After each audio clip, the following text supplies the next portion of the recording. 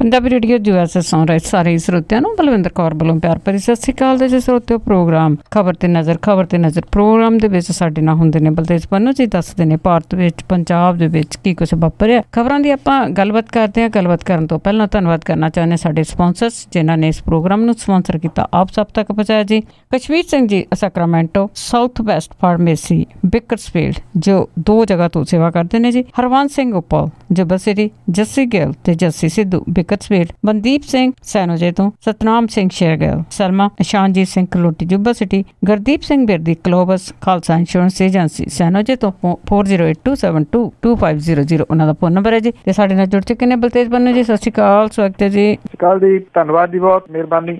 ਤੇ ਬਲਤੇਜ ਪੰਨੂ ਜੀ, ਪਹਿਲਾਂ ਤਾਂ ਪਰੌਠਿਆਂ ਵਾਲੀ ਦੀ ਗੱਲ ਕਰਦੇ ਆ ਕਿ ਜਿਹੜੀ ਰੇਤਾ ਦਾ ਖੱਡਾਂ ਦਾ ਰੌਲਾ ਪਿਆ ਹੋਇਆ ਆ, ਤੇ ਉਹ ਜਿਸ ਨੇ ਖੱਡ ਲਈ ਆ ਪਰੌਠਿਆਂ ਵਾਲੇ ਨੇ, ਕਹਿੰਦੇ 3 ਕੰਪਨੀਆਂ ਦਾ ਉਹ ਡਾਇਰੈਕਟਰ ਹੈ। ਬਿਲਕੁਲ ਜੀ, ਕੈਪਟਨ ਅਮਰਿੰਦਰ ਸਿੰਘ ਹੋਰਾਂ ਨੇ ਸ਼ਾਇਦ ਵਿਧਾਨ ਸਭਾ ਦਾ ਆਉਂਦਾ ਜਿਹੜਾ ਜੀ ਸੈਸ਼ਨ ਆ ਉਹਨੂੰ ਵੇਖਦਿਆਂ ਹੋਇਆ ਇਹਦੀ ਜਾਂਚ ਦੇ ਹੁਕਮ ਜਿਹੜੇ ਆ ਉਹ ਦਿੱਤੇ ਆ। ਨਿਆਇਕ ਜਾਂਚ ਦੀ ਗੱਲ ਜਿਹੜੀ ਇਹਦੀ ਆਖੀ ਆ। ਰਿਟਾਇਰਡ ਜਸਟਿਸ JS ਨਾਰੰਗ ਜਿਹੜੇ ਨੇ ਇਹਦੀ ਜਾਂਚ ਕਰਨਗੇ।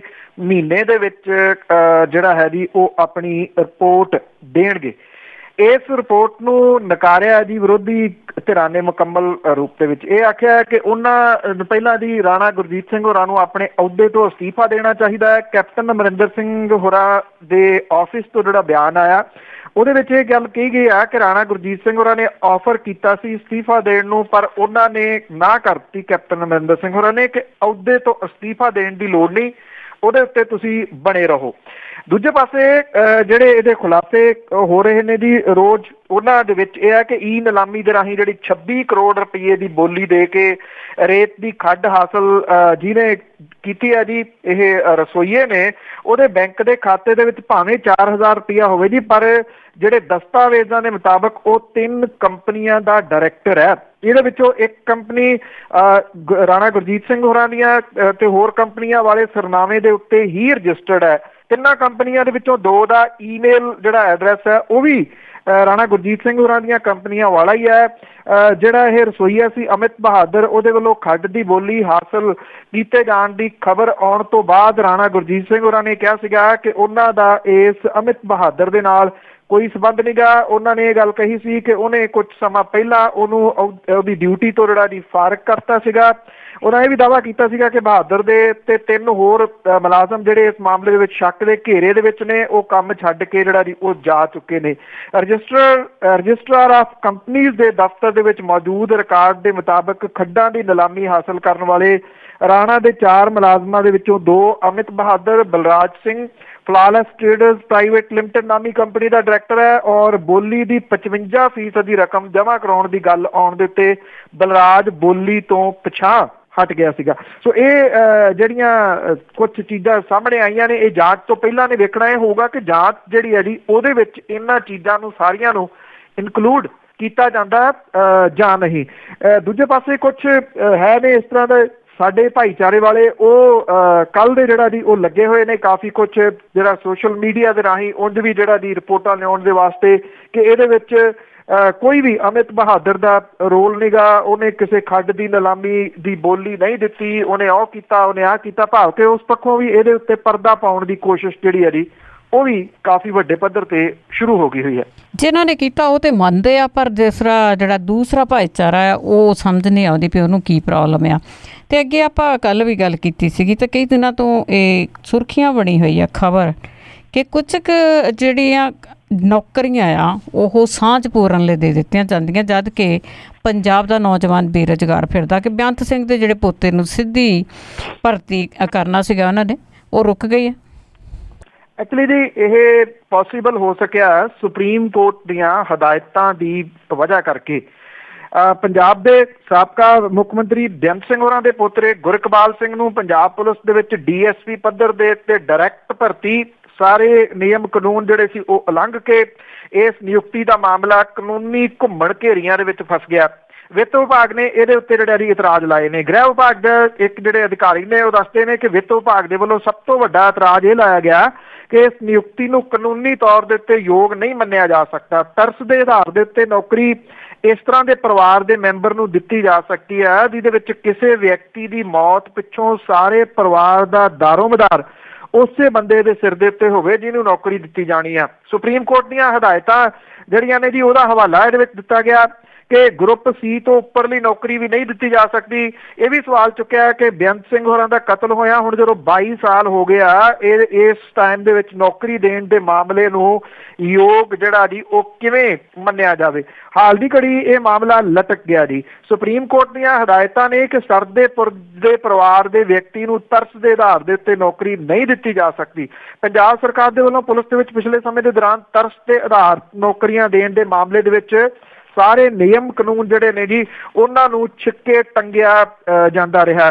ਗੁਰਕਪਾਲ ਦੀ ਉਮਰ ਜਿਹੜੀ ਹੈ ਜੀ 1 ਜਨਵਰੀ 17 ਨੂੰ 28 ਸਾਲ 7 ਮਹੀਨੇ ਬਣਦੀ ਹੋਣ ਕਰਕੇ ਪੁਲਿਸ ਨੇ ਉਮਰ ਦੇ ਵਿੱਚ ਛੋਟ ਦੇਣ ਦਾ ਮਾਮਲਾ ਵੀ ਸਰਕਾਰ ਦੇ ਧਿਆਨ ਦੇ ਵਿੱਚ ਲਿਆਂਦਾ ਸੀਗਾ ਔਰ ਇਹ ਸਾਰੇ ਮਾਮਲਿਆਂ ਦੇ ਹੋਣ ਕਰਕੇ ਜੀ ਇਸ ਵੇਲੇ ਇਹ ਮਾਮਲਾ ਤੁਸੀਂ ਕਹਿ ਲਓ ਕਿ ਇਹ ਲਮਕ ਗਿਆ ਲਟਕ ਗਿਆ ਜਿਹਦੇ ਤੋਂ ਕੁਛ ਉਹਨਾਂ ਲੋਕਾਂ ਨੇ ਰਾਹਤ ਮਹਿਸੂਸ ਕੀਤੀ ਹੈ ਜੀ ਜਿਹੜੇ ਐਕਚੁਅਲੀ ਡਿਜ਼ਰਵਿੰਗ ਕੈਂਡੀਡੇਟ ਨੇ ਇਹੋ ਜਿਹੀਆਂ ਨੌਕਰੀਆਂ ਦੇ ਵਾਸਤੇ। ਪਰ ਇਹ ਸਮਝ ਨਹੀਂ ਲੱਗੀ ਸੀਗੀ ਜੀ ਕਿ ਕਿਹੜੇ ਤਰੀਕੇ ਦੇ ਨਾਲ ਕੈਪਟਨ ਸਾਹਿਬ ਨੇ ਸਾਰਾ ਕੁਝ ਜਿਹੜਾ ਸੀਗਾ ਜੀ ਉਹਨੂੰ ਕ੍ਰਾਸ ਕਰਕੇ ਇਹਨੂੰ ਨੌਕਰੀ ਦੇਣ ਦੀ ਗੱਲ ਜਿਹੜੀ ਉਹ ਕਹਿਤੀ ਸੀ ਜਦੋਂ ਔਰ ਇਹ ਕਿ ਆਖਿਆ ਗਿਆ ਸੀਗਾ ਜੀ ਕਿ ਇਹਨਾਂ ਨੇ ਕੋਈ ਲਾਹਾ ਨਹੀਂ ਲਿਆ। ਔਰ ਇੱਥੇ ਇਹ ਵੀ ਜਿਹੜਾ ਜੀ ਯਾਦ ਕਰਾਉਣਾ ਜ਼ਰੂਰੀ ਹੈ ਕਿ ਜਿਹੜੇ ਤੇਜ ਪ੍ਰਕਾਸ਼ ਸਿੰਘ ਸਨ ਜੀ ਉਹ MLA ਬਣੇ, ਉਹ ਮੰਤਰੀ ਵੀ ਬਣੇ। ਉਹਨਾਂ ਦੀ ਭੈਣ ਜਿਹੜੀ ਸੀ ਜੀ ਗੁਰਕਮਲ ਕੌਰ ਉਹ MLA ਬਣੀ, ਉਹ ਮੰਤਰੀ ਵੀ ਬਣੀ।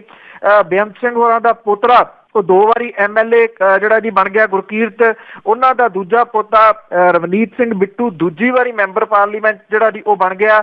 ਕੀ ਇਹ ਜਿਹੜੇ ਲਾਹੇ ਨੇ ਸਾਰੇ ਇਹਨਾਂ ਨੂੰ ਬੇਅੰਤ ਸਿੰਘ ਹੋਰਾਂ ਦੇ ਨਾਮ ਦੇ ਉੱਤੇ ਲਏ ਜੇ ਲਾਹੇ ਜਿਹੜੇ ਸੀਗੇ ਜੀ ਉਹ ਨਹੀਂ ਗਿਣਿਆ ਗਿਆ? ਇਹ ਆਪਣੇ ਆਪ ਦੇ ਵਿੱਚ ਹੈਰਾਨਗੀ ਸੀ ਵੱਡੀ। ਉਹਨੂੰ ਤਾਂ ਉਹ ਲੋਕਾਂ ਦੀ ਮੂਰਖਤਾ ਵਿੱਚ ਗਿਣਦੇ ਆ ਜੀ, ਉਹਨੂੰ ਲਾਹਾ ਨਹੀਂ ਗਿਣਦੇ। ਅੱਗੇ ਆਪਾਂ ਖਾਲਸਾ ਯੂਨੀਵਰਸਿਟੀ ਦੀ ਜੀ ਗੱਲ ਕਰਦੇ ਆ ਤੇ ਉਸ ਨੂੰ ਖਤਮ ਕਰਨ ਦੀਆਂ ਰਸਮਾਂ ਪੂਰੀਆਂ ਹੋਈਆਂ ਜੀ।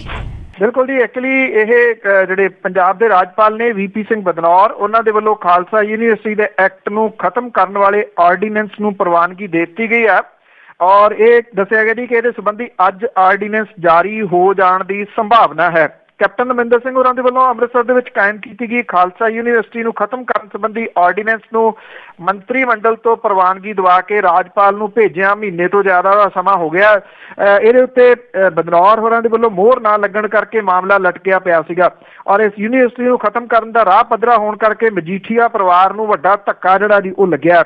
ਮੁੱਖ ਮੰਤਰੀ ਕੈਪਟਨ ਅਮਰਿੰਦਰ ਸਿੰਘ ਜੋ ਕਿ ਅੰਮ੍ਰਿਤਸਰ ਸੰਸਦੀ ਹਲਕੇ ਤੋਂ ਲੋਕ ਸਭਾ ਮੈਂਬਰ ਵੀ ਰਹੇ ਨੇ ਉਹਨਾਂ ਦਾ ਇਹ ਕਹਿਣਾ ਹੈ ਕਿ ਉਹਨਾਂ ਖਾਲਸਾ ਯੂਨੀਵਰਸਿਟੀ ਨੂੰ ਖਤਮ ਕਰਨ ਦਾ ਮਾਝੇ ਦੇ ਲੋਕਾਂ ਦੇ ਨਾਲ ਕੀਤਾ ਗਿਆ ਵੱਡਾ ਵਾਅਦਾ ਜਿਹੜਾ ਸੀਗਾ ਜੀ ਉਹ ਪੂਰਾ ਕੀਤਾ।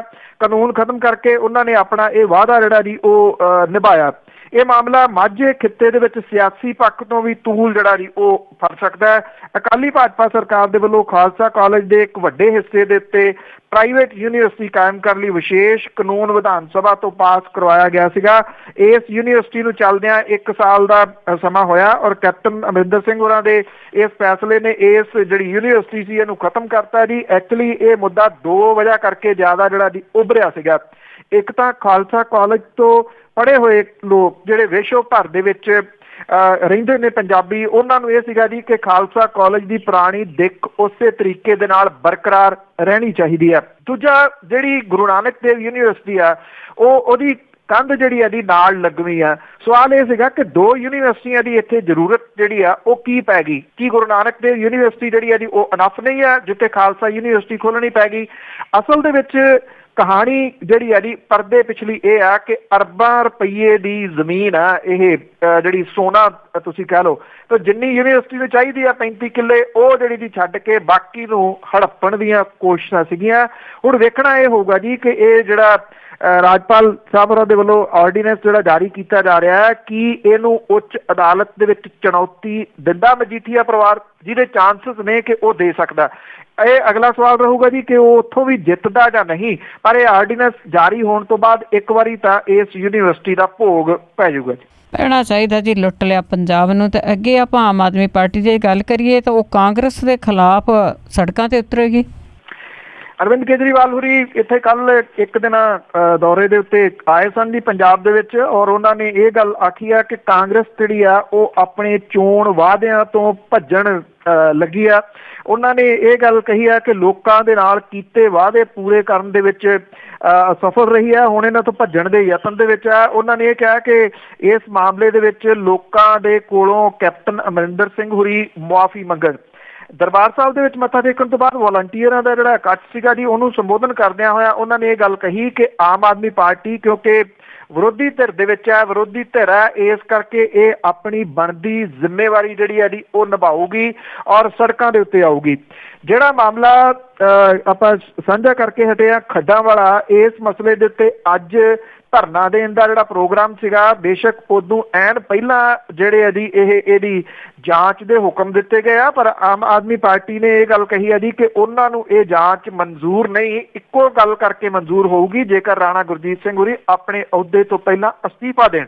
ਸੋ ਇਹਦੀ ਸ਼ੁਰੂਆਤ ਤਾਂ ਅੱਜ ਜਿਹੜੀ ਹੈ ਜੀ ਉਹਨਾਂ ਨੇ ਕਰ ਦੇਣੀ ਹੈ।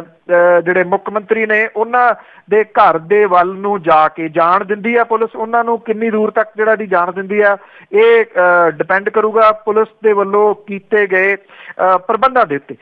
ਦੂਜਾ ਜਿਹੜੇ ਅਰਵਿੰਦ ਕੇਜਰੀਵਾਲ ਹੋਰੀ ਨੇ ਜੀ, ਉਹਨਾਂ ਨੂੰ ਕੁਛ ਧੱਕੇ ਦਾ ਜਿਹੜਾ ਦੀ ਉਹ ਵੀ ਸਾਹਮਣਾ ਕਰਨਾ ਪਿਆ। ਦਰਬਾਰ ਸਾਹਿਬ ਦੇ ਜਿਹੜੇ ਪੱਤਰਕਾਰਾਂ ਜਿਹੜੇ ਕਿ ਉਹਨਾਂ ਦੀ ਕੋਈ ਬਾਈਟ ਲੈਣਾ ਚਾਹੁੰਦੇ ਸਨ, ਉਦੋਂ ਥੋੜ੍ਹੀ ਜਿਹੀ ਤਲਕ ਕਲਾਮੀ ਹੋਈ, ਔਰ ਉਸ ਤੋਂ ਬਾਅਦ ਜਦੋਂ ਉਹ ਸਮਾਗਮ ਵੱਲ ਨੂੰ ਜਾ ਰਹੇ ਸਨ ਤਾਂ ਕੋਈ 8-10 ਦੇ ਕਰੀਬ ਜਿਹੜੇ ਕਾਂਗਰਸੀ ਦੱਸੀਦੇ ਨੇ, ਉਹਨਾਂ ਨੇ ਵੀ ਕਾਲੀਆਂ ਝੰਡੀਆਂ ਜਿਹੜੀਆਂ ਸੀਗੀਆਂ ਉਹ ਦਿਖਾਈਆਂ ਅਰਵਿੰਦ ਕੇਜਰੀਵਾਲ ਹੋਰਾਂ ਨੂੰ ਜਦੋਂ ਉਹ ਕੱਲ ਇੱਕ ਦਿਨ ਦੇ ਦੌਰੇ ਤੇ ਆਏ ਸਨ। ਇਹ ਉਹਨਾਂ ਦਾ ਵੋਟਾਂ ਦੇ ਨਤੀਜੇ ਆਉਣ ਤੋਂ ਬਾਅਦ ਪਹਿਲਾ ਦੌਰਾ ਸੀਗਾ, ਔਰ ਦੂਸਰਾ ਇਸ ਪੱਖੋਂ ਵੀ ਇਹ ਦੌਰਾ ਅਹਿਮ ਸੀਗਾ ਕਿ ਇਹਦੇ ਵਿੱਚ ਕਿਤੇ ਵੀ ਜਿਹੜਾ ਪਰਛਾਵਾਂ ਸੀਗਾ ਉਹ ਕੇਂਦਰੀ ਜਿਹੜੀ ਉਹਨਾਂ ਦੀ ਟੀਮ ਹੁੰਦੀ ਆ ਦਿੱਲੀ ਵਾਲੀ, ਉਹਦਾ ਨਜ਼ਰ ਨਹੀਂ ਆਇਆ। ਇਹਦਾ ਇੰਤਜ਼ਾਮ ਜਿਹੜਾ ਸੀਗਾ ਜੀ ਉਹ ਲੋਕਲ ਪੰਜਾਬ ਵਾਲੀ ਲੀਡਰਸ਼ਿਪ ਨੇ ਹੀ ਕੀਤਾ ਸੀਗਾ ਜੀ।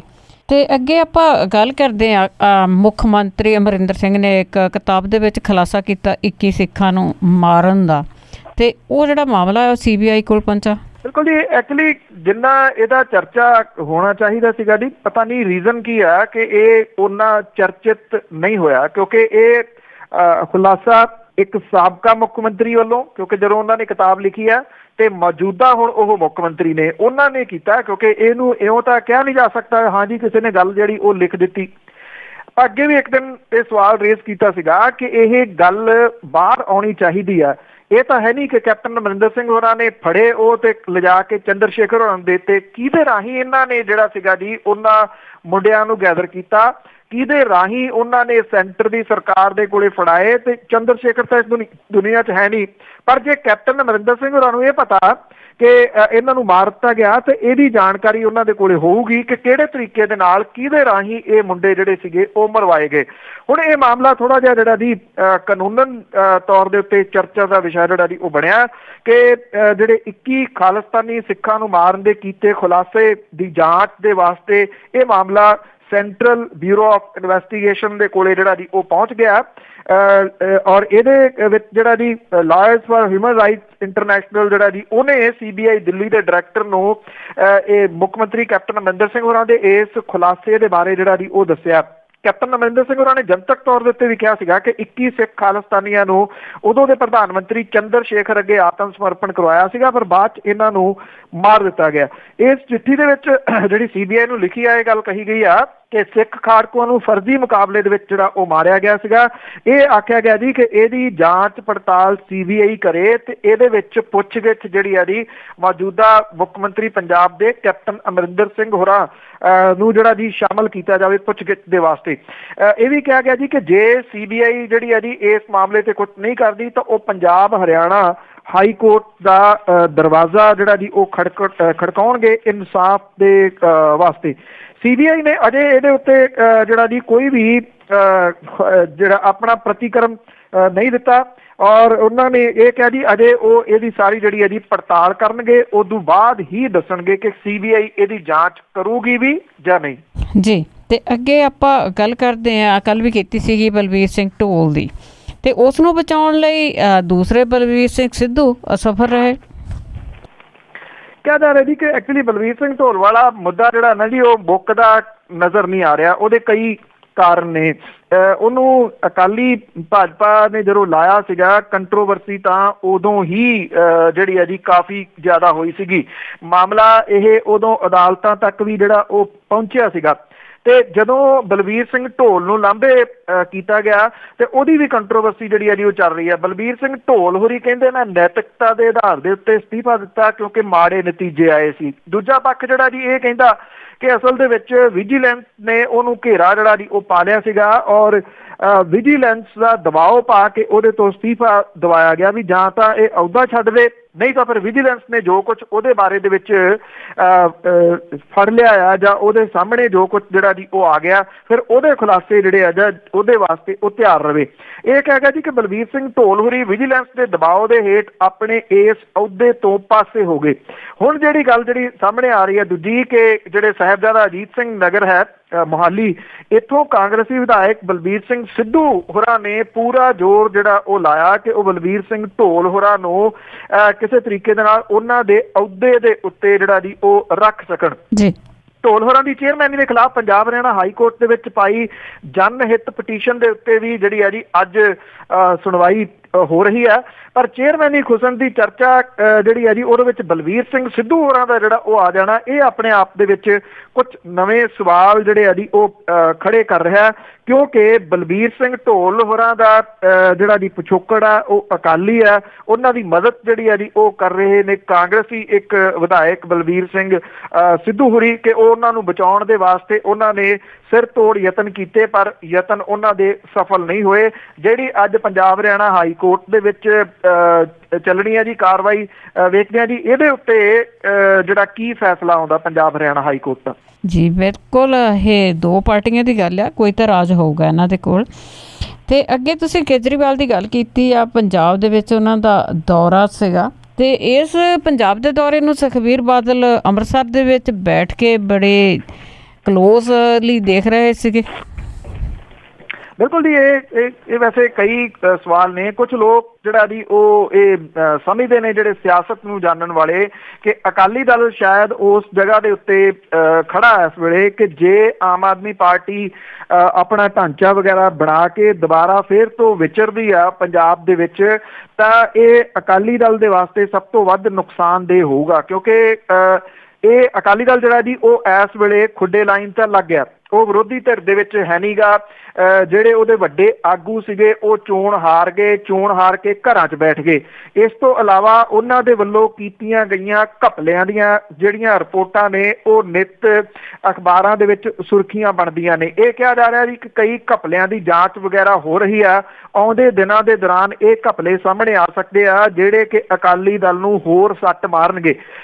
ਅਕਾਲੀ ਦਲ ਦੀ ਟੇਕ ਇੱਕੋ ਚੀਜ਼ ਦੇ ਉੱਤੇ ਲੱਗੀ ਹੋਈ ਆ ਕਿ ਜੇ ਆਮ ਆਦਮੀ ਪਾਰਟੀ ਬਿਖਰ ਜਾਂਦੀ ਆ ਉਹ ਇਕੱਠਾ ਨਹੀਂ ਰਹਿੰਦੀ ਤੇ ਦੁਬਾਰਾ ਇਕੱਠੇ ਹੋ ਕੇ ਦੁਬਾਰਾ ਢਾਂਚਾ ਬਣਾ ਕੇ ਪੰਜਾਬ ਦੇ ਵਿੱਚ ਨਹੀਂ ਵਿਚਰ ਸਕਦੀ। ਆਪਸੀ ਜਿਹੜੀ ਹੈ ਜੀ ਉਹ ਪਾਰਟੀਬਾਜ਼ੀ ਕਰਕੇ ਇੱਕ ਦੂਜੇ ਦੇ ਵਿਰੋਧ ਹੋਣ ਕਰਕੇ ਤੇ ਇਹਦਾ ਜਿਹੜਾ ਫਾਇਦਾ ਜੀ ਉਹ ਫਿਰ ਅਕਾਲੀ ਦਲ ਲਊਗਾ। ਅਕਾਲੀ ਦਲ ਨੂੰ ਲੱਗਦਾ ਹੈ ਕਿ ਉਹਦੇ ਰਿਵਾਈਜ਼ ਕਰਨ ਦੇ ਵਿੱਚ ਇੱਕੋ ਚੀਜ਼ ਜਿਹੜੀ ਹੈ ਜੀ ਉਹ ਰੋਲ ਨਿਭਾ ਸਕਦੀ ਆ ਉਹ ਹੈ ਆਮ ਆਦਮੀ ਪਾਰਟੀ ਦਾ ਖਾਤਮਾ ਜਿਹਦੇ ਕਰਕੇ ਉਂਝ ਤਾਂ ਵੈਸੇ ਪਿਛਲੇ ਦਿਨਾਂ ਤੋਂ ਖਬਰਾਂ ਤੋਂ ਰੂਪੋਸ਼ ਰਹੇ ਸੁਖਬੀਰ ਸਿੰਘ ਬਾਦਲ ਹੋਰੀ ਪਰ ਕੱਲ ਉਚੇਚੇ ਤੌਰ ਦੇ ਉੱਤੇ ਉਹ ਆਪਣੇ ਸੁੱਖ ਵਿਲਾਸ ਚੋਂ ਨਿਕਲ ਕੇ ਜਿਹੜਾ ਚੰਡੀਗੜ੍ਹ ਨੇੜੇ ਬਣਾਇਆ ਜਿੱਥੇ ਉਹ ਆਰਾਮ ਫਰਮਾ ਰਹੇ ਨੇ ਅੱਜ ਕੱਲ੍ਹ ਉਹ ਨਿਕਲ ਕੇ ਉੱਥੋਂ ਗਰਮੀ ਦੇ ਵਿੱਚ ਜੀ ਇੱਥੇ ਅੰਮ੍ਰਿਤਸਰ ਦੇ ਵਿੱਚ ਗਏ ਔਰ ਉੱਥੇ ਪਲ ਪਲ ਦੀ ਨਿਗਾਹ ਜਿਹੜੀ ਜੀ ਉਹ ਰੱਖ ਰਹੇ ਸਨ। ਅਰਵਿੰਦ ਕੇਜਰੀਵਾਲ ਦੇ ਅੰਮ੍ਰਿਤਸਰ ਸ੍ਰੀ ਦਰਬਾਰ ਸਾਹਿਬ ਮੱਥਾ ਟੇਕਣ ਤੋਂ ਲੈ ਕੇ ਵਾਲੰਟੀਅਰਾਂ ਦੀ ਮੀਟਿੰਗ ਦੇ ਵਿੱਚ ਜਾਣ ਤੇ ਉੱਥੇ ਇਕੱਠ ਤੇ ਉੱਥੋਂ ਬੋਲਣ ਤੋਂ ਕੀ ਬੋਲੇ ਨੇ ਹਰ ਚੀਜ਼ ਦੀ ਪਲ ਪਲ ਦੀ ਜਾਣਕਾਰੀ ਜਿਹੜੀ ਹੈ ਜੀ ਉਹ ਸੁਖਬੀਰ ਸਿੰਘ ਬਾਦਲ ਹੋਰੀ ਲੈ ਰਹੇ ਸਨ। ਸ਼ਾਇਦ ਉਹਨਾਂ ਨੂੰ ਇਹੀ ਜਿਹੜਾ ਜੀ ਉਹ ਲੱਗਦਾ ਹੈ ਕਿ ਜੇ ਆਮ ਆਦਮੀ ਪਾਰਟੀ ਪੰਜਾਬ 'ਚ ਬਿਖਰਦੀ ਆ ਤਾਂ ਅਕਾਲੀ ਦਲ ਦੁਬਾਰਾ ਰਿਵਾਈਜ਼ ਕਰੂਗਾ। ਜੇ ਉਹ ਨਹੀਂ ਬਿਖਰਦੀ ਦੁਬਾਰਾ ਆਪਣੇ ਪੈਰਾਂ ਸਿਰ ਹੋ ਜਾਂਦੀ ਹੈ ਵਿਰੋਧੀ ਧਿਰ ਦੇ ਵਜੋਂ ਉਹਦਾ ਰੋਲ ਜਿਹੜਾ ਜੀ ਉਹ ਰੜਕਣ ਜੋਗਾ ਹੋ ਜਾਂਦਾ ਤੇ ਫਿਰ ਇਹਦਾ ਖਮਿਆਜ਼ਾ ਜਿਹੜਾ ਜੀ ਉਹ ਅਕਾਲੀ ਦਲ ਨੂੰ ਭੁਗਤਣਾ ਪਊਗਾ। ਬਿਲਕੁਲ ਜੀ। ਤੇ ਅੱਗੇ ਇੱਕ ਖਬਰ ਸੁਣੀ ਦੀ ਆ ਜੀ ਕਿ ਇੱਥੇ ਚਮਤਕਾਰੀ ਦਰਖਤ ਵੀ ਹੈਗੇ ਪਰ ਤਰਕਸ਼ੀਲਾਂ ਨੇ ਉਸ ਦਾ ਰਾਜ ਖੋਲਿਆ। ਉਹਦੀ ਇਹ ਦੋ ਜਗ੍ਹਾ ਦੇ ਉੱਤੇ ਹੋ ਗਿਆ। ਪਹਿਲਾਂ ਤਾਂ ਭਦੌੜ ਨੇੜੇ ਪੈਂਦਾ ਜੀ ਏਰੀਆ ਇੱਕ ਪੱਖੋ ਕੈਂਚੀਆਂ ਇੱਥੋਂ ਇੱਕ ਸੜਕ ਮੋਗੇ ਨੂੰ ਚਲੇ ਜਾਂਦੀ ਆ, ਬਰਨਾਲੇ ਤੋਂ ਦੂਜੀ ਜਿਹੜੀ ਭਦੌੜ ਵੱਲ ਨੂੰ ਚਲੇ ਜਾਂਦੀ ਆ। ਉਹਦੇ ਨੇੜੇ ਪੈਂਦੇ ਇੱਕ ਰੁੱਖ ਦੇ ਉੱਤੇ ਪਹਿਲਾਂ ਤਾਂ ਮਾੜਾ ਮੋਟਾ, ਫਿਰ ਲਾਈਨਾਂ ਲੱਗਣ ਲੱਗੀਆਂ, ਫਿਰ ਕਾਰਾਂ ਵੀ ਆਉਣ ਲੱਗੀਆਂ। ਇਹ ਕਿਹਾ ਗਿਆ ਜੀ ਕਿ 42-43 ਡਿਗਰੀ ਤਾਪਮਾਨ ਦੇ ਵਿੱਚ, ਇੰਨੀ ਭਰ ਗਰਮੀ ਦੇ ਵਿੱਚ ਇੱਕ ਚਮਤਕਾਰੀ ਰੁੱਖ ਆਇਆ ਜਿਹੜਾ ਕਿ ਪਾਣੀ ਸੁੱਟਦਾ ਔਰ ਉਹਦੇ ਉੱਤੋਂ ਮੀਂਹ ਪੈਂਦਾ, ਤੇ ਲੋਕ ਭੱਜ ਭੱਜ ਕੇ ਉਹ ਜਿਹੜੇ ਤੁਬਕੇ ਸੀਗੇ ਉਹਨਾਂ ਨੂੰ ਚੱਖਣ ਲੱਗੇ, ਉਹਨੂੰ ਜਿਹੜਾ ਜੀ ਵੇਖਣ ਲੱਗ ਗਏ। ਲੋਕ ਬਿਮਾਰੀਆਂ ਦੇ ਇਲਾਜ ਦੇ ਵਾਸਤੇ ਵੀ ਅਫਵਾਹਾਂ ਫੈਲਾਉਣ ਲੱਗ ਗਏ ਕਿ ਇੱਥੇ ਤਾਂ ਕਈ ਬਿਮਾਰੀਆਂ ਦਾ ਇਲਾਜ ਹੋ ਜਾਂਦਾ, ਕਿਉਂਕਿ ਇੱਥੇ ਅਫਵਾਹ ਫੈਲਦਿਆਂ ਵੀ ਫਿਰ ਮਿੰਟ ਹੀ ਲੱਗਦਾ। ਇਹ ਜਿਹੜਾ ਬੂਟਾ ਸੀਗਾ ਜੀ ਪੱਖੋ ਕੈਂਚੀਆਂ ਦੇ ਨੇੜੇ ਮਸ਼ਹੂਰ ਹੋ ਗਿਆ, ਤੇ ਜਦੋਂ ਭਿਣਕ ਇਹਦੀ ਸੀ ਤਰਕਸ਼ੀਲਾ ਨੂੰ ਪਈ ਤੇ ਉਹਨਾਂ ਨੇ ਵੀ ਜਾ ਕੇ ਫਿਰ ਇਹਦੀ ਜਿਹੜੀ ਆ ਜੀ ਉਹ ਘੋਖ ਕੱਢਣੀ ਸ਼ੁਰੂ ਕੀਤੀ ਕਿ ਇਹੋ ਜਿਹਾ ਬੂਟਾ ਕਿਹੜਾ ਆ ਗਿਆ ਜਿਹੜਾ 43-42 ਡਿਗਰੀ ਤਾਪਮਾਨ ਦੇ ਵਿੱਚ ਪਾਣੀ ਸੁੱਟੀ ਜਾਂਦਾ ਤੇ ਉਹਦੇ ਉੱਤੋਂ ਚਮਤਕਾਰੀ ਮੀਂਹ ਪੈ ਰਿਹਾ, ਜਿਹੜਾ ਕਿ ਪਾਣੀ ਕਈ ਬਿਮਾਰੀਆਂ ਦਾ ਇਲਾਜ ਹੈ। ਜਦੋਂ ਇਹਦੀ ਸਾਰੀ ਜਿਹੜੀ ਹੈ ਜੀ ਘੋਖ ਹੋਈ ਤਾਂ ਹੈਰਾਨਗੀ ਵਾਲੀ ਗੱਲ ਇਹ ਨਿਕਲੀ ਕਿ ਇਹ ਕੋਈ ਚਮਤਕਾਰੀ ਬੂਟਾ ਨੀਗਾ, ਇੱਕ ਟਿੱਡੀ ਦਲ ਜਿਹੜਾ ਕਿ ਟਿੱਡਿਆਂ ਦਾ ਬਹੁਤ ਵੱਡਾ ਦਲ ਹੈ ਜੀ, ਉਹ ਇਸ ਰੁੱਖ ਦੇ ਉੱਤੇ ਆ ਕੇ ਬੈਠਾ ਪਿਛਲੇ ਕੁਝ ਦਿਨਾਂ ਤੋਂ। ਉਹ ਪਿਚਕਾਰੀ ਜਿਹੜੀ ਹੈ ਜੀ ਉਹ ਮਾਰਦਾ, ਉਹ ਪਾਣੀ ਹੈ ਔਰ ਉਹਨੂੰ ਇਹ ਲੋਕ ਜਿਹੜੇ ਸੀ ਚਮਤਕਾਰੀ ਪਾਣੀ ਸਮਝ ਕੇ ਪੀਂਦੇ ਰਹੇ ਔਰ ਬਿਮਾਰੀਆਂ ਦੇ ਇਲਾਜ ਹੋਣ ਦੀ ਗੱਲ ਜਿਹੜੀ ਜੀ ਉਹ ਕਰਦੇ ਰਹੇ। ਇਹੋ ਜਿਹਾ ਇੱਕ ਰੁੱਖ ਹੁਣ ਮਲੇਰਕੋਟਲਾ ਰਾਏਕੋਟ ਸੜਕ ਦੇ ਉੱਤੇ ਪਿੰਡ ਸ਼ੇਰਗੜ੍ਹ ਚੀਮਾ ਪੈਂਦਾ, ਉੱਥੇ ਵੀ ਆ। ਇਹ ਕਿਹਾ ਜਾ ਰਿਹਾ ਜੀ ਕਿ ਟਿੱਡੇ ਜਿਹੜੇ ਸੀਗੇ ਜੀ ਉੱਥੋਂ ਚੱਲ ਕੇ ਹੁਣ ਇਸ ਮਲੇਰਕੋਟਲਾ ਰੋਡ ਦੇ ਉੱਤੇ ਪੈਂਦੀ ਜਿਹੜੀ ਸੜਕ ਹੈ ਉਸ ਰੁੱਖ ਦੇ ਉੱਤੇ ਚਲੇ ਗਏ ਨੇ, ਤੇ ਲੋਕ ਜਿਹੜੇ ਨੇ ਉਹ ਚਮਤਕਾਰੀ ਰੁੱਖ ਵਾਲੇ ਉਹ ਇਸ ਪਾਸੇ ਵੱਲ ਨੂੰ ਤੁਰ ਪਏ ਨੇ ਕਿ ਚਮਤਕਾਰ ਹੁੰਦਾ ਹੁੰਦਾ ਜਿਹੜਾ ਜੀ ਪੱਖੋ ਕੈਂਚੀਆਂ ਤੋਂ ਚੱਲਿਆ ਤੇ ਮਲੇਰਕੋਟਲਾ ਰੋਡ ਦੇ ਉੱਤੇ ਸ਼ੇਰਗੜ੍ਹ ਚੀਮਾ ਦੇ ਵਿੱਚ ਜਿਹੜਾ ਉਹ ਚਲੇ ਗਿਆ। ਇੱਕ ਜਗ੍ਹਾ ਤੋਂ ਲੋਕਾਂ ਨੂੰ ਰੋਕੋ, ਦੂਜੀ ਜਗ੍ਹਾ ਵੱਲ ਨੂੰ ਭੱਜ ਪੈਂਦੇ ਨੇ ਜੀ। ਬਿਲਕੁਲ ਜੀ, ਲੋਕ ਸਮਝਦੇ ਵੀ ਨਹੀਂ ਕਿ ਜਦੋਂ ਬਿਮਾਰੀਆਂ ਲੱਗੀਆਂ ਫਿਰ ਪਤਾ ਲੱਗੂਗਾ। ਅਖੀਰ ਵਿੱਚ ਆਚਨਾਮਾ ਜੀ ਕੁਛ ਇਸ ਤਰ੍ਹਾਂ ਕਿ ਜਿੱਦਣ ਯੂਪੀ ਦੀ ਸਾਂਭੀ ਸਰਕਾਰ ਯੋਗੀ ਮਿਲਿਆ ਮੋਦੀ ਨੂੰ 3 ਸੀ ਵਾਰ ਬੇਲੀ, ਜਿੱਦਣ ਯੂਪੀ ਦੀ ਸਾਂਭੀ ਸਰਕਾਰ ਯੋਗੀ ਮਿਲਿਆ ਮੋਦੀ ਨੂੰ 3 ਸੀ ਵਾਰ ਬੇਲੀ, ਸਮਝਣ ਲੋਕ ਕਿ ਗੱਦੀ ਹੈ ਮਿਲੀ ਤਾਈਓ ਕਿਉਂਕਿ ਮੋਦੀ ਨੂੰ ਸੀਗਾ ਇਤਬਾਰ ਬੇਲੀ। ਮਗਰ ਮੋਦੀ ਦੇ ਭੀੜ ਕਈ ਚੇਲਿਆਂ ਦੀ, ਯੋਗੀ ਵਾਂਗ ਕੋਈ ਨਹੀਂ ਵਫਾਦਾਰ ਬੇਲੀ, ਮੋਦੀ ਵਰਗਿਆਂ ਨੂੰ ਲੱਗੀ ਭਿਣਗ ਨਹੀਂ ਉਹ, ਚੱਲ ਗਿਆ ਚਾਲ ਹੈ ਸੰਘ ਪਰਿਵਾਰ ਬੇਲੀ। ਪਾਰਲੀਮੈਂਟ ਦੀ ਆਉਣੀ ਹੈ ਚੋਣ ਅਗਲੀ, ਮੂਹਰੇ ਮੋਦੀ ਦੇ ਚੈਲੰਜ ਹੈ ਆਉਣ ਵਾਲਾ। ਪਾਰਲੀਮੈਂਟ ਦੀ ਆਉਣੀ ਹੈ ਚੋਣ ਅਗਲੀ, ਮੂਹਰੇ ਮੋਦੀ ਦੇ ਚੈਲੰਜ ਹੈ ਆਉਣ ਵਾਲਾ। ਕਹਿ ਰਹੇ ਨੇੜੂ ਹਨ ਸੰਘ ਪਰਿਵਾਰੀਆਂ ਦੇ, ਥਿੱਬੀ ਸੰਘ ਪਰਿਵਾਰ ਕੋਈ ਲਾਉਣ ਵਾਲਾ। ਜੀ ਤੁਹਾਡਾ ਬਹੁਤ ਬਹੁਤ ਧੰਨਵਾਦ। ਬੜੀ ਮਿਹਰਬਾਨੀ ਜੀ, ਧੰਨਵਾਦ ਜੀ, ਸਤਿ ਸ਼੍ਰੀ ਅਕਾਲ। ਸਤਿ ਸ਼੍ਰੀ ਅਕਾਲ ਜੀ।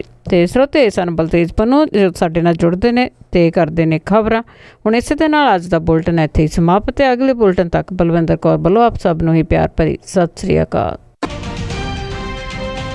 ਪੰਜਾਬੀ ਰੇਡੀਓ USA ਸੁਣ ਰਹੇ ਸਾਰੇ ਸਰੋਤਿਆਂ ਦਾ ਇੱਕ ਵਾਰੀ ਫਿਰ ਸਵਾਗਤ ਕਰਦੇ ਹਾਂ। ਤੁਸੀਂ ਜੁੜੇ ਹੋਏ ਹੋ ਪੰਜਾਬੀ ਰੇਡੀਓ USA ਨਾਲ ਤੇ ਪ੍ਰੋਗਰਾਮ ਖਬਰ ਤੇ ਨਜ਼ਰ, ਜਿਸ ਦੇ ਵਿੱਚ ਸਾਡੇ ਨਾਲ ਹੁੰਦੇ ਨੇ ਬਲਤੇਜ ਪੰਨੂ ਜੀ। ਦੱਸ ਕਰਦੇ ਹਾਂ ਕੁਛ ਇੱਕ ਖਬਰਾਂ ਤੇ ਉਸ ਤੋਂ ਬਾਅਦ ਤੁਹਾਡੀਆਂ ਕਾਲਸ ਹੁੰਦੀਆਂ। ਤੁਸੀਂ ਕਾਲ ਕਰਕੇ ਕੋਈ ਵੀ ਤੁਹਾਨੂੰ ਸਵਾਲ ਆ ਤੁਸੀਂ ਪੁੱਛ ਸਕਦੇ ਹੋ। 4082725200 ਸਟੂਡੀਓ ਫੋਨ ਨੰਬਰ ਹੈ। ਤੁਸੀਂ ਵੱਖ-ਵੱਖ ਤਰੀਕਿਆਂ ਦੇ ਨਾਲ ਪੰਜਾਬੀ ਰੇਡੀਓ USA ਨੂੰ ਸੁਣ ਰਹੇ ਹੋ। ਇਸੇ ਤਰ੍ਹਾਂ ਜੁੜੇ ਰਹਿਣਾ ਤੇ ਬਾਕੀਆਂ ਨੂੰ ਵੀ ਜੁੜਦੇ ਰਹਿਣਾ। ਬਲਤੇਜ ਪੰਨੂ ਜੀ ਇੱਕ ਵਾਰੀ ਫਿਰ ਸਵਾਗਤ ਕਰਦੇ ਜੀ। ਮਿਹਰਬਾਨੀ ਜੀ, ਧੰਨਵਾਦ। ਹਾਂ ਤੇ ਸਾਡੇ ਨਾਲ ਜੁੜੇ ਨੇ ਜੀ ਰਾਜ ਮੰਟਿਕਾ ਤੋਂ। ਸਤਿ ਸ਼੍ਰੀ ਅਕਾਲ। ਹਾਂਜੀ ਭੈਣ ਜੀ, ਸਤਿ ਸ਼੍ਰੀ ਅਕਾਲ। ਪੰਨੂ ਸਾਹਿਬ ਸਤਿ ਸ਼੍ਰੀ ਅਕਾਲ ਜੀ। ਸਤਿ ਸ਼੍ਰੀ ਅਕਾਲ ਜੀ। ਪੰਨੂ ਸਾਹਿਬ ਇੱਕ ਬਜ਼ੁਰਗਾਂ ਤੋਂ ਗੱਲ ਸੁਣਦੇ ਰਹੇ ਹਾਂ ਕਿ ਜਦੋਂ ਕੋਈ ਆਪਣੇ ਹੱਕਾਂ ਲਈ ਜਾਂ ਚੰਗੇ ਕੰਮ ਲਈ ਲੜਨ ਤੁਰੇ ਹਨਾ, ਜਾਂ ਉਹ ਚੰਗੇ ਰਾਹ ਤੇ ਤੁਰੋ, ਜੇ ਕੁਛ ਆਪਾਂ ਨਹੀਂ ਕਰ ਸਕਦੇ ਹੋਈਏ ਤਾਂ ਆਪਣੇ ਪੈਰਾਂ ਚੋਂ ਲਾ ਕੇ ਜੁੱਤੀ ਜ਼ਰੂਰ ਉਹਦੇ ਪੈਰੀਂ ਪਾ ਦਈਦੀ ਹੁੰਦੀ ਆ ਕਿ ਉਹਦੇ ਪੈਰ ਥੋੜਾ ਜ਼ਿਆਦਾ ਚੱਲ ਸਕਣ, ਜਾਂ ਜਦੋਂ ਉਹ ਰਾਹੋਂ ਭਟਕੇ ਤਾਂ ਉਹਨੂੰ ਇਹ ਅਹਿਸਾਸ ਹੋਵੇ ਵੀ ਮਿੱਟੀ ਝਾੜਨ ਲੱਗੇ ਜੁੱਤੀ ਕਿ ਵੀ ਜੁੱਤੀ ਮੈਨੂੰ ਕਿਸੇ ਕੰਮ ਲਈ ਮਿਲੀ ਆ। ਰਾਈਟ। ਤੇ ਜੋ ਕੁਛ ਪਿਛਲੇ ਟਾਈਮ ਦੇ ਮੈਂ ਸਵਾਲ ਮੇਰਾ ਇਹ ਵੀ ਜੋ ਸੈਂਟਰ ਦੀਆਂ ਸਕੀਮਾਂ ਸੀਗੀਆਂ ਪੰਜਾਬ ਗੌਰਮੈਂਟ ਨੇ ਆਪਣੀਆਂ ਫੋਟੋਆਂ ਲਾਉਣ ਦੇ ਚੱਕਰ 'ਚ ਹੀ ਉਹ ਖਰਾਬ ਕਰ ਲਈਆਂ। ਨਵੀਂ ਜਿਹੜੀ ਸਰਕਾਰ ਆ ਇਹ ਕੁਛ ਸਿੱਖੂਗੀ ਜਾਂ ਇਹ ਵੀ ਉਹੀ ਕੰਮ ਕਰੂਗੀ? ਤੇ ਦੂਸਰਾ ਸਵਾਲ ਮੇਰਾ ਇਹ ਜੀ, ਜਿਹੜੀ ਉਹ ਯੂਪੀ ਵਾਲੀ ਤੁਸੀਂ ਘਟਨਾ ਸਾਂਝੀ ਕੀਤੀ ਸੀ, ਉਹ ਜਿਹੜੀ ਘੱਟ ਗਿਣਤੀਆਂ ਦੇ ਕਰਕੇ ਹੋਇਆ ਜੀ, ਕੀ ਹੋਇਆ ਉਹਦੇ ਬਾਰੇ ਥੋੜ੍ਹੀ ਜਿਹੀ ਡਿਟੇਲ ਦੱਸੋ। ਥੈਂਕ ਯੂ ਜੀ। ਦੇਖੋ ਕਿਉਂ ਹੈ ਕਿ ਮੈਂ ਬੜੀ ਵਾਰੀ ਇਹ ਗੱਲ ਸ਼ੇਅਰ ਕੀਤੀ ਹੈ ਕਿ ਜਿਹੜੀਆਂ ਸੈਂਟਰ ਦੀਆਂ ਪਾਲਿਸੀਜ਼ ਨੇ, ਉਹਦੀਆਂ ਜਿਹੜੀਆਂ ਸਕੀਮਾਂ ਨੇ, ਉਹ ਪਹਿਲਾਂ ਵਰਗੀਆਂ ਨਹੀਂ ਆ ਜਿੱਦਾਂ ਅੱਜ ਤੋਂ 15-20 ਸਾਲ ਪਹਿਲਾਂ ਹੁੰਦਾ ਸੀ ਕਿ ਇੰਨਾ ਸ਼ੇਅਰ ਬਣਦਾ ਸੀ ਲੈ ਜਾਓ। ਉੱਥੇ ਸਾਰਾ ਸਿਸਟਮ ਜਿਹੜਾ ਨਾ ਜੀ ਉਹ ਚੇਂਜ ਹੋ ਗਿਆ। ਉਹਦੇ ਵਿੱਚ ਕੁਝ ਸਕੀਮਾਂ ਨੇ ਜਿਹਦੇ ਵਿੱਚ 90 ਪੈਸੇ ਸੈਂਟਰ ਦੀ ਸਰਕਾਰ ਦਿੰਦੀ ਆ, 10 ਪੈਸੇ ਪੰਜਾਬ ਨੇ ਜਾਂ ਸੂਬੇ ਨੇ ਪਾਉਣੇ ਹੁੰਦੇ ਆ, ਕਿਤੇ ਉਹ 75 ਪੈਸੇ ਦਿੰਦੀ ਆ, 25 ਪੈਸੇ ਪਾਉਣੇ ਹੁੰਦੇ ਆ, ਕਿਤੇ ਉਹ 50 ਪੈਸੇ ਦਿੰਦੀ ਆ, 50 ਪੈਸੇ ਪਾਉਣੇ ਹੁੰਦੇ ਆ। ਸਵਾਲ ਇਹ ਆ ਕਿ ਬਿਲਕੁਲ ਜਿਹੜੀਆਂ ਸਕੀਮਾਂ ਬਹੁਤ ਕਲੈਪਸ ਹੋਈਆਂ ਨੇ ਪਿਛਲੀ ਜਿਹੜੀ ਟਰਮ ਸੀਗੀ ਜਿਹੜੀ ਸਰਕਾਰ ਦੀ ਅਕਾਲੀ BJP ਵਾਲਿਆਂ ਦੀ, ਉਹਦੇ ਦੌਰਾਨ ਜਾਂ ਉਹ ਪੈਸੇ ਆਏ ਤੇ ਖਰਚ ਹੀ ਕਿਤੇ ਹੋਰ ਲੈ ਗਏ, ਉਹ ਹੁਣ ਹਿਸਾਬ ਮੰਗਦੇ ਆ ਜੀ। ਉਹ ਕਹਿੰਦੇ ਆ ਜੇ ਅੱਗੋਂ ਪੈਸੇ ਲਿਜਾਣੇ ਆ ਤਾਂ ਪਹਿਲਾਂ ਇਹਦਾ ਹਿਸਾਬ ਕਿਤਾਬ ਜਿਹੜਾ ਜੀ ਉਹ ਦਿਓ। ਹੁਣ ਨਵਜੋਤ ਸਿੰਘ ਸਿੱਧੂ ਹੋਰਾਂ ਦੀਆਂ ਤੁਸੀਂ ਦੇਖਦੇ ਹੋਣੇ ਆ ਵੀਡੀਓਜ਼ ਜਿਹੜੀਆਂ ਦੀ ਬੜੀਆਂ ਫਿਰਦੀਆਂ ਨੇ, ਉਹ ਕਹਿੰਦੇ ਆ ਵੀ ਘਪਲਾ, ਮੈਂ ਬਹਿਸ ਕਰਨ ਨੂੰ ਤਿਆਰ ਆ। ਸਵਾਲ ਇਹ ਆ ਕਿ ਇਹ ਸੈਂਟਰ ਦੀ ਸਰਕਾਰ ਨੂੰ ਦੱਸਿਆ ਜਾ ਸਕਦਾ ਨਾ ਵੀ ਜੇ ਘਪਲਾ ਹੋਇਆ ਤੇ ਆ ਲੋ ਜੀ ਤੇ ਮਾਮਲਾ ਦਰਜ ਹੋ ਗਿਆ, ਫਿਰ ਮਾਮਲਾ ਦਰਜ ਜਿਹੜਾ ਜੀ ਉਹ ਕਿਉਂ ਨਹੀਂ ਹੋ ਰਿਹਾ? ਇੱਕ ਦੂਜਾ ਗੱਲ ਇਹ ਕਿ ਪੰਜਾਬ ਦੇ ਖਜ਼ਾਨੇ ਦੇ ਵਿੱਚ ਪੈਸਾ ਰਾਜ ਦੀ ਅਜੇ ਵੀ ਹੈ ਨੀਗਾ ਕਿ ਜਿਹੜਾ ਉੱਥੋਂ ਆਉਂਦੀਆਂ ਸਕੀਮਾਂ ਦੇ ਵਾਸਤੇ ਪਾਇਆ ਜਾ ਸਕੇ। ਸਕੀਮਾਂ ਬਹੁਤ ਨੇ, ਜੇ ਸਕੀਮਾਂ ਕਿਹੜਾ ਜਿਹੜਾ ਜੀ ਸੂਬਾ ਇਹਨਾਂ ਦਾ ਲਾਹਾ ਲੈਂਦਾ, ਉਹ ਬਿਹਾਰ ਵੇਖਿਆ ਜਾ ਸਕਦਾ, ਜਿਹੜਾ ਪਛੜਿਆ ਸੂਬਾ ਜਿਹਨੂੰ ਆਪਾਂ ਕਹਿ ਦਿੰਦੇ ਆ। ਉਹੋ ਜਿਹੇ ਸੂਬਿਆਂ ਨੇ ਇਹਦਾ ਜਿਹੜਾ ਜੀ ਉਹ ਲਾਹਾ ਲੈ ਲਿਆ।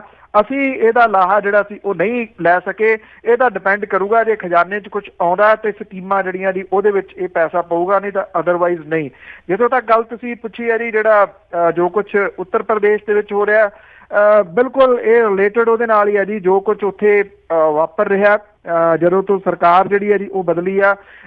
ਜਿੱਥੇ ਐਂਟੀ ਰੋਮੀਓ ਵਰਗੇ ਸਕੁਐਡ ਤਾਂ ਜਿਹੜੇ ਜੀ ਉਹ ਬਣ ਗਏ, ਔਰ ਜਿਹੜੀਆਂ ਬੱਚੀਆਂ ਨੇ ਉਹ ਕਿੰਨੀਆਂ ਅਨਸੇਫ ਨੇ ਕਿ ਉਹ ਵੀਡੀਓ ਵੀ ਬਣਾ ਰਹੇ ਨੇ ਤੇ ਜ਼ੋਰ ਜ਼ਬਰਦਸਤੀ ਉਹਨਾਂ ਨੂੰ ਚੁੱਕ ਵੀ ਰਹੇ ਨੇ। ਬਿਲਕੁਲ ਜੀ ਬਿਲਕੁਲ, ਜਿਹੜੀ ਤੁਸੀਂ ਵੀਡੀਓ ਪਾਈ ਹੈ ਉਹਦੇ ਵਿੱਚ ਸਾਫ਼ ਦਿਸਦਾ ਹੈ। 4082725200 ਸਟੂਡੀਓ ਦਾ ਫੋਨ ਨੰਬਰ ਹੈ, ਕਾਲ ਕਰ ਸਕਦੇ ਹੋ ਜੀ। ਸਾਡੇ ਨਾਲ ਜੁੜੇ ਨੇ ਸੰਤੋਖ ਸਿੰਘ ਜੀ। ਸਤਿ ਸ਼੍ਰੀ ਅਕਾਲ ਭੈਣ ਜੀ। ਸਤਿ ਸ਼੍ਰੀ ਅਕਾਲ। ਸਤਿ ਸ਼੍ਰੀ ਅਕਾਲ ਪਨੂ ਸਾਹਿਬ। ਸਤਿ ਸ਼੍ਰੀ ਅਕਾਲ ਜੀ। ਪਨੂ ਸਾਹਿਬ ਮੈਂ ਨਾ ਵੀ ਇਹ ਕਿਧਰ ਨੂੰ ਰੋੜੇ ਪਾਤਾ ਇਹਨਾਂ ਨੇ ਪੰਜਾਬ। ਇਹ ਜਿਹੜੇ ਸਾਰੇ ਟੱਕਰ ਪਏ ਆ ਇੱਕੋ ਰਲ ਕੇ ਸਾਰੇ, ਇਹਨਾਂ ਨੇ ਪਤਾ ਨਹੀਂ ਕੀ ਹਾਲ, ਜਿਹੜਾ ਕਿਸਾਨੀ ਨੇ ਮੰਗਿਆ ਹੀ ਇਹਨਾਂ ਕੋਲ ਕੁਛ ਨਹੀਂ ਤੇ ਆਪੇ ਦੇਈ ਗਏ ਤੇ ਆਪੇ ਲਈ ਗਏ ਤੇ ਆਪੇ ਸਭ ਕੁਛ ਛੱਡੀ ਗਏ ਤੇ ਆਪੇ ਜੋ ਕੁਛ ਇਹਨਾਂ ਨੇ ਕੀਤਾ ਇਹਦੀ ਕੋਈ ਗੱਲ ਹੀ ਨਹੀਂ ਕਰਨ ਵਾਲੀ।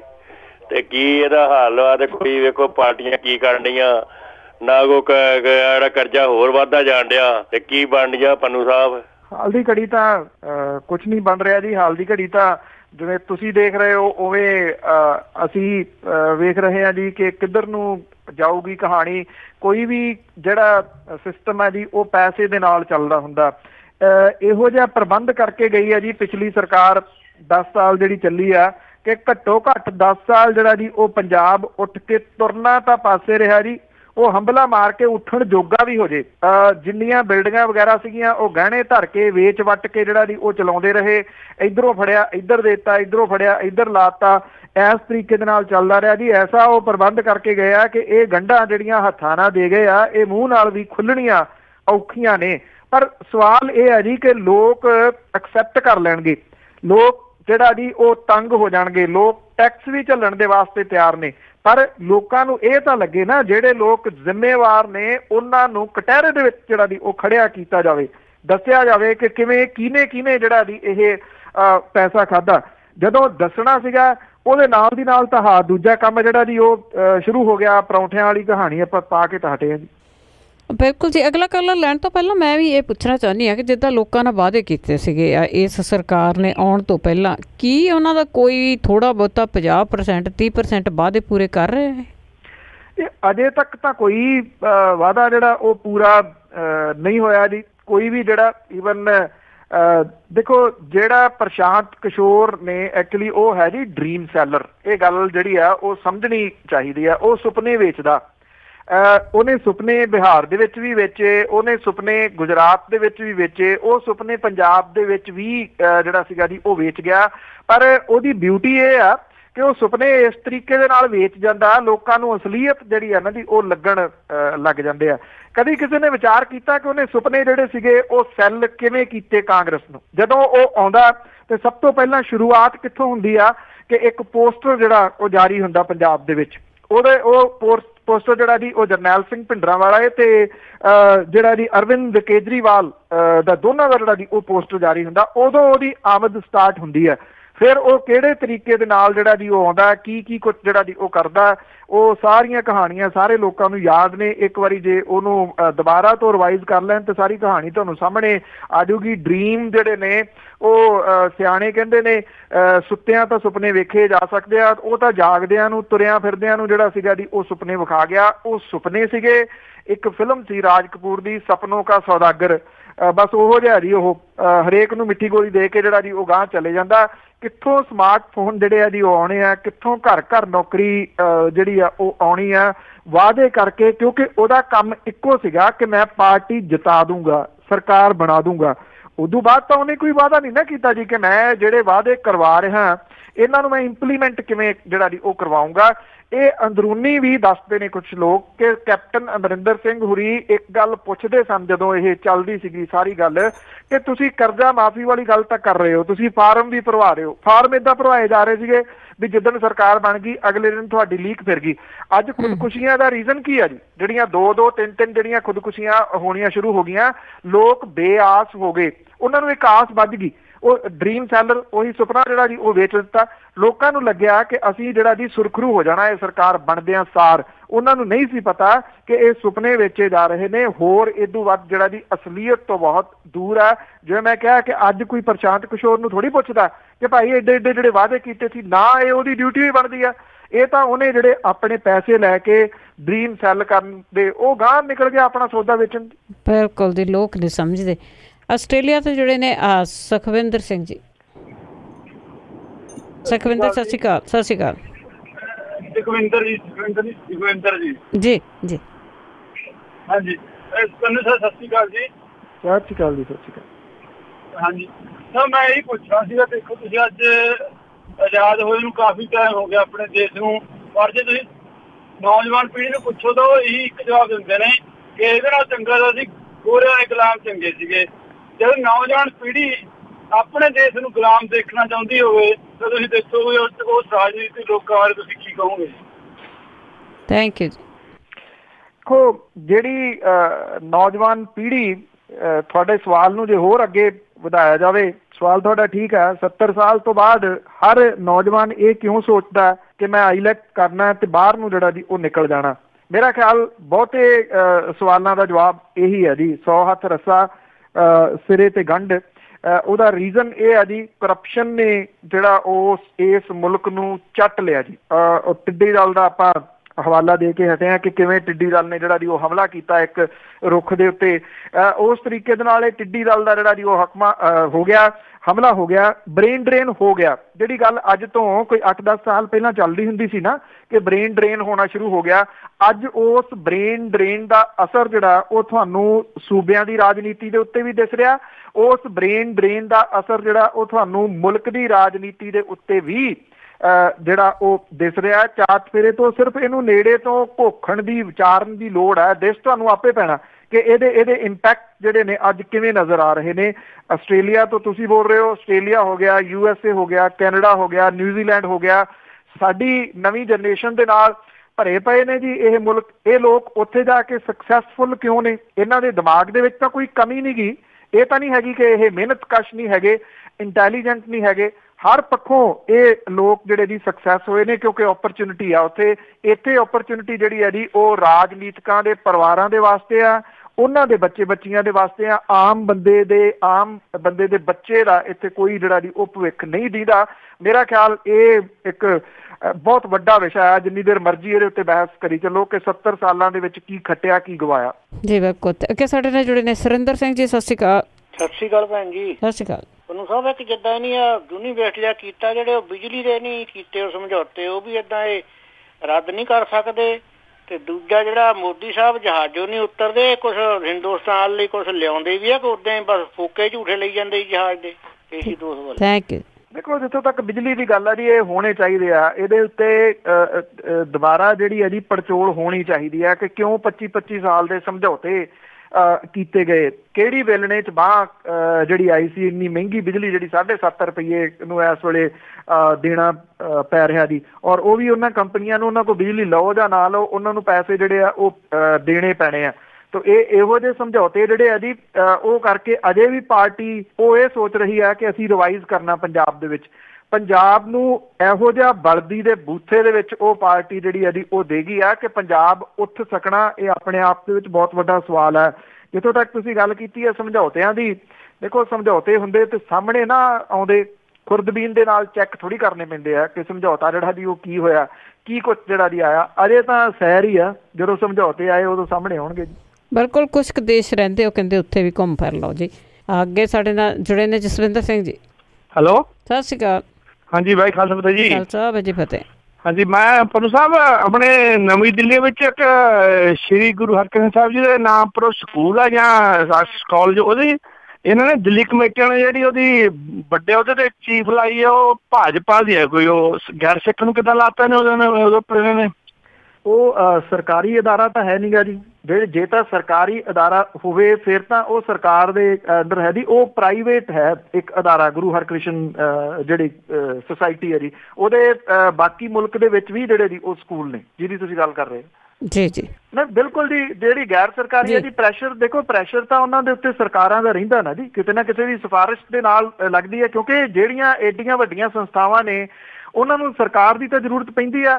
ਮੰਨ ਲਓ ਹੁਣ ਪ੍ਰਾਈਵੇਟ ਸਕੂਲ ਆ ਜੀ ਕੋਈ, ਮੈਂ ਤੁਹਾਨੂੰ ਛੋਟੀ ਜਿਹੀ ਮਿਸਾਲ ਦਿੰਦਾ, ਚਲੋ ਪਟਿਆਲੇ ਚ ਲਾ ਲਓ ਕੋਈ ਪ੍ਰਾਈਵੇਟ ਸਕੂਲ ਆ, ਇੱਥੇ ਕਿਸੇ ਦੇ ਬੱਚੇ ਨੂੰ ਐਡਮਿਸ਼ਨ ਜਿਹੜੀ ਹੈ ਜੀ ਉਹ ਦੇਣੀ ਆ, ਤੇ ਇਹ ਤਾਂ ਹੋ ਨਹੀਂ ਸਕਦਾ ਕਿ ਡਿਪਟੀ ਕਮਿਸ਼ਨਰ ਫੋਨ ਕਰੇ ਤੇ ਉਹਨੂੰ ਉੱਥੇ ਮਿਲੇ ਨਾ। ਏਦਾਂ ਹੀ ਤੁਸੀਂ ਉੱਪਰ ਤੱਕ ਲਾ ਲਓ ਜੀ। ਬਿਲਕੁਲ ਜੀ, ਇਹ ਪੁੱਠਾ ਹੀ ਰਿਵਾਜ ਚੱਲਿਆ ਹੋਇਆ। ਤੇ ਅੱਗੇ ਮਨਜੀਤ ਕੌਰ ਜੀ, ਸਤਿ ਸ਼੍ਰੀ ਅਕਾਲ। ਪੰਨੂ ਸਾਹਿਬ ਸਤਿ ਸ਼੍ਰੀ ਅਕਾਲ ਜੀ। ਸਤਿ ਸ਼੍ਰੀ ਅਕਾਲ ਪੰਨੂ ਸਾਹਿਬ, ਮੈਂ ਇਹ ਤੁਹਾਨੂੰ ਦੱਸਣਾ ਜਾਂ ਪੁੱਛਣਾ ਚਾਹੁੰਦੀ ਹਾਂ ਵੀ ਜਦੋਂ ਤੇ ਕਤਲੇਆਮ ਦੀ ਗੱਲ ਹੁੰਦੀ ਹੈ, ਨਰਸਿੰਘਾਂ ਦੀ ਜਾਂ ਨਸਲਕੁਸ਼ੀ ਦੀ ਗੱਲ ਹੁੰਦੀ ਹੈ, ਤੇ ਉਦੋਂ ਤੇ ਸਾਰੇ ਪਿੱਟਦੇ ਨੇ ਵੀ ਨਹੀਂ ਹੋਈ। ਬਾਹਰ ਦੇ ਮੁਲਕਾਂ ਨੂੰ ਵੀ ਆਉਂਦੇ ਨੇ ਵੀ ਨਹੀਂ ਜੀ ਇਹਦੇ ਤੇ ਸਹੀ ਨਹੀਂ ਪਾਣੀ। ਹੁਣ ਇੱਕ ਇੱਕ ਬੰਦਾ ਜਿਹੜਾ 21 ਬੰਦੇ ਡੰਗਰਾਂ ਵਾਂਗ ਹਿੱਕ ਕੇ ਲੈ ਜਾਂਦਾ ਤੇ ਉਹਦੀ ਕੋਈ ਦੱਸ ਪੁੱਛ ਨਹੀਂ ਹੈ। ਇੰਨੇ ਸਾਲ ਹੋ ਗਏ ਨੇ, ਉਹਨਾਂ ਵਕਤਾਂ ਦੀ ਗੱਲ ਹੈ। ਤੇ ਕਿੰਨੀ ਕੁ ਦੁਨੀਆ ਇਹਨਾਂ ਨੇ ਮਾਰੀ ਹੋਣੀ ਹੈ, ਕਿੰਨੀ ਕੁ ਨਸਲਕੁਸ਼ੀ ਕੀਤੀ ਹੋਣੀ ਇਹਨਾਂ ਨੇ। ਤੇ ਜਿਹੜੇ ਅੱਜ ਰੌਲਾ ਪਾਉਂਦੇ ਨੇ ਜੀ ਨਸਲਕੁਸ਼ੀ ਨਹੀਂ ਹੋਈ, ਉਹਨਾਂ ਨੂੰ ਸ਼ਰਮ ਆਉਣੀ ਚਾਹੀਦੀ ਹੈ ਇਹੋ ਜਿਹੀਆਂ ਗੱਲਾਂ ਸੁਣ ਕੇ। ਦੇਖੋ ਉਹ ਵੀ ਨਹੀਂ ਕੀ ਲੋਕ ਲੈ ਕੇ ਜਾਣ ਦਿੰਦੇ। ਉਹਨਾਂ ਨੂੰ ਵੀ ਇੱਕ ਗਾਂ ਕਿਸੇ ਕੋਲ ਹੋਵੇ ਜਾਂ ਇੱਕ ਡੰਗਰ ਹੋਵੇ ਕਿਸੇ ਦੇ ਕੋਲ, ਤੇ ਉਹਨੂੰ ਵੀ ਮਾਰ ਦਿੰਦੇ ਨੇ ਜਾਨੋਂ। ਤੇ ਇੱਥੇ ਇਨਸਾਨ ਦੇ ਬੱਚੇ 21 ਇੱਕ ਬੰਦਾ ਜਾ ਕੇ ਧੱਕ ਕੇ ਆਖੇਗਾ ਲਓ ਜੀ ਇਹ ਖਾਲਿਸਤਾਨੀ, ਇਹਨੂੰ ਮਾਰ ਦਿਓ।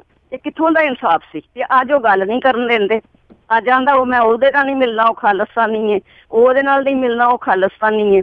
ਇਹਨਾਂ ਸਾਰੇ ਖਾਲਿਸਤਾਨੀ ਮਰਵਾ ਛੜੇ ਸਨ। ਜੀ, ਇਹ ਪੁੱਛਣਾ ਚਾਹੁੰਦੀ। Thank you. ਸਵਾਲ ਬਹੁਤ ਤੁਹਾਡਾ ਵੱਡਾ ਜੀ, ਬਹੁਤ ਵੱਡਾ ਸਵਾਲ ਹੈ ਚੰਦ ਲਫ਼ਜ਼ਾਂ ਦੇ ਵਿੱਚ, ਕਿ ਕੋਈ ਬੰਦਾ ਜਿਹੜਾ ਜੀ ਉਹ ਇੰਨੇ ਬੰਦਿਆਂ ਨੂੰ ਕਿਵੇਂ ਲੈ ਜੇ ਇਹ, ਔਰ ਸੈਕੰਡਲੀ ਇਹ ਕਿਸ ਅਥਾਰਟੀ ਦੇ ਵਿੱਚ ਲੈ ਜੇ ਜੀ ਉਹ ਕਿਸੇ, ਉਹ ਵੀ ਪ੍ਰਧਾਨ ਮੰਤਰੀ ਤੱਕ। ਇਹ ਕੋਈ ਛੋਟੀ ਗੱਲ ਨਹੀਂ ਜੀ, ਬਹੁਤ ਵੱਡੀ ਗੱਲ ਹੈ।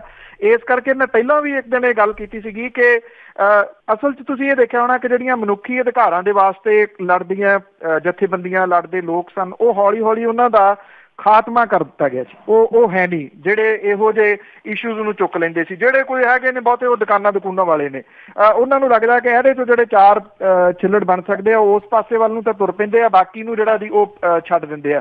ਇਹ ਹੁਣ ਜਿਹੜਾ ਨਾ ਜੀ ਇਹ ਭੁਗਤਣਾ ਪੈ ਰਿਹਾ। ਇਹ ਕੋਈ ਮੈਂ ਪੰਜਾਬ ਦੀ ਗੱਲ ਨਹੀਂ ਕਰਦਾ ਜੀ, ਓਵਰਆਲ ਜਿਹੜੀ ਆ ਉਹ ਵਿਸ਼ਵ ਪੱਧਰ ਦੇ ਉੱਤੇ ਇਹ ਵਰਤਾਰਾ ਜਿਹੜਾ ਹੋ ਗਿਆ, ਕਿਉਂਕਿ ਸਰਕਾਰਾਂ ਤਕਰੀਬਨ ਇੱਕੋ ਜਿਹੀਆਂ ਹੁੰਦੀਆਂ ਨੇ, ਬਹੁਤਾ ਜ਼ਿਆਦਾ ਫਰਕ ਨਹੀਂ ਹੁੰਦਾ।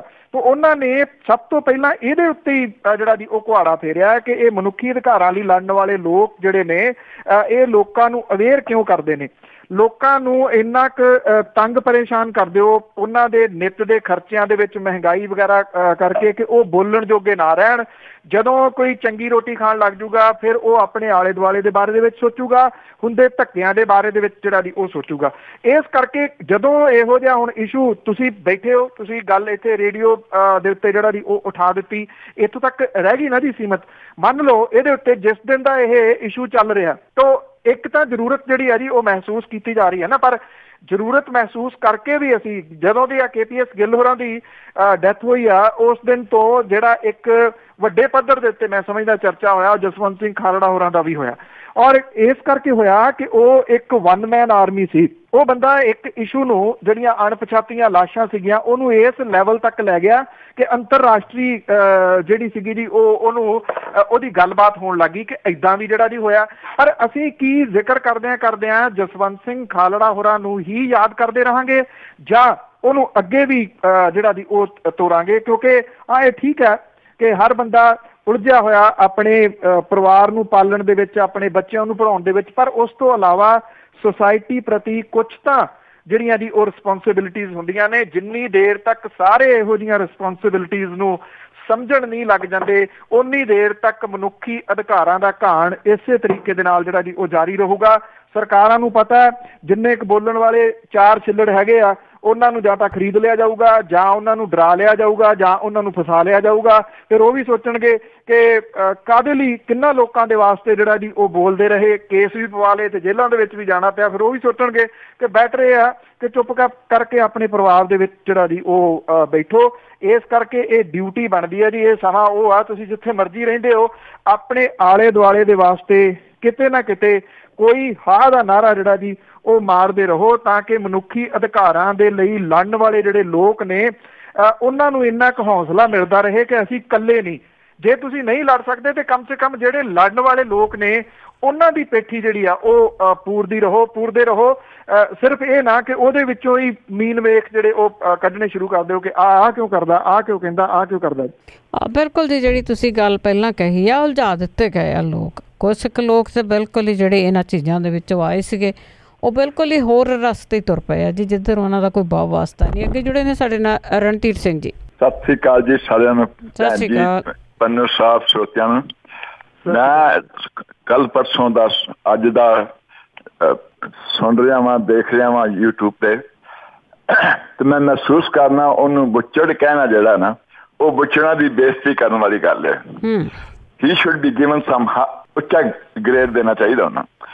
ਉਹਦੇ ਨਾਲ ਮੈਂ ਇਹ ਵੀ ਦੇਖਿਆ ਕਿ ਉਹਨੇ ਕਿਤਾਬ ਦੇ ਵਿੱਚ ਲਿਖਿਆ ਕਿ ਬਾਦਲ ਸਾਹਿਬ ਸ਼ਾਮ ਨੂੰ ਡਿਨਰ ਕਰਨ ਵਾਸਤੇ ਉਹਦੇ ਕੋਲ ਜਾਂਦੇ ਸਨ, ਤੇ ਮੈਂ ਸਮਝਣਾ ਉਹਨਾਂ ਨੂੰ ਐਜ਼ ਏ ਕੋਚ ਉਹ ਡਾਇਰੈਕਸ਼ਨ ਦਿੰਦੇ ਸਨ ਉਹਨੂੰ।